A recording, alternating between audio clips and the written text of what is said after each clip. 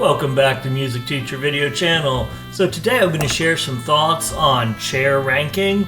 You know, first chair, second chair, third chair, 20th chair, 21st chair, and loser of the band. Throughout my career, I've seen this work in many schools. I've seen it not work in many schools, and I've seen schools where it used to work and then doesn't work anymore. We have to be realistic. Just because it used to work in this town doesn't mean it still will. And just because it didn't work in the past doesn't mean it won't now. We will be looking at this in a plus delta kind of way. You know, for those that are older than 45, we used to call this pros and cons or positive and negative, but we don't use such mean words anymore. Being challenged for a chair will motivate kids to practice more than having a playing test on something, more than having a performance on something. The dilemma is, depending on the student, it can scare them and it can be the wrong motivation. It can be very negative.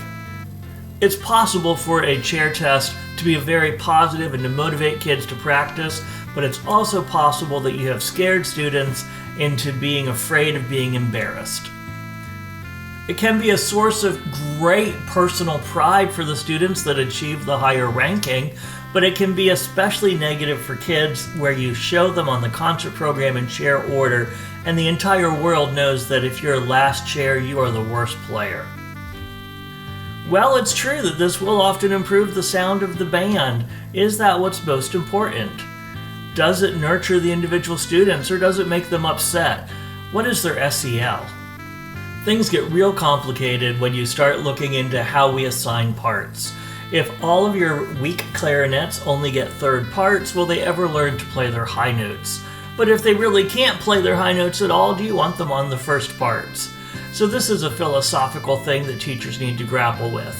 I will say that when you are grouping all your strongest players on the high parts, it does make rehearsing more effective, but the flip side is your weaker players are rarely challenged, and if the bottom end of the section is really weak, will that third clarinet part ever truly come through?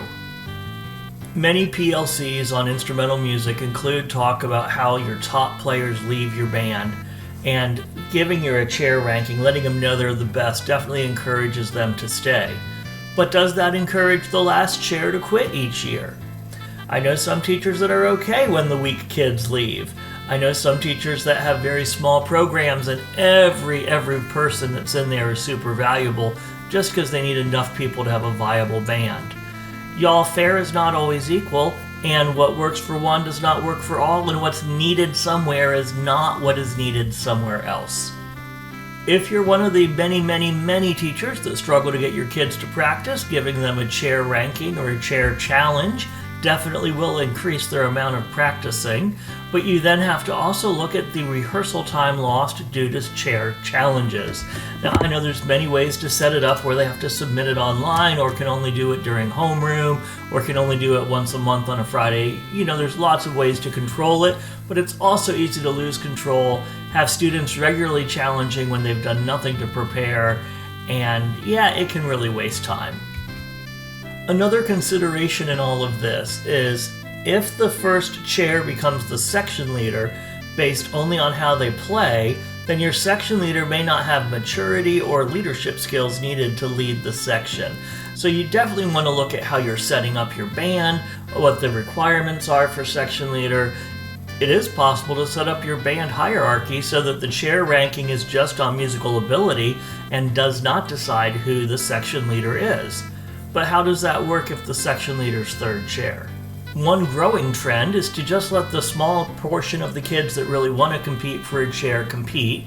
So if you have 3 trumpets that really want to compete, they could be first, second, and third, but all of the other chairs go unranked, or just designate the first that gets competed for and don't let any of the others have a ranking.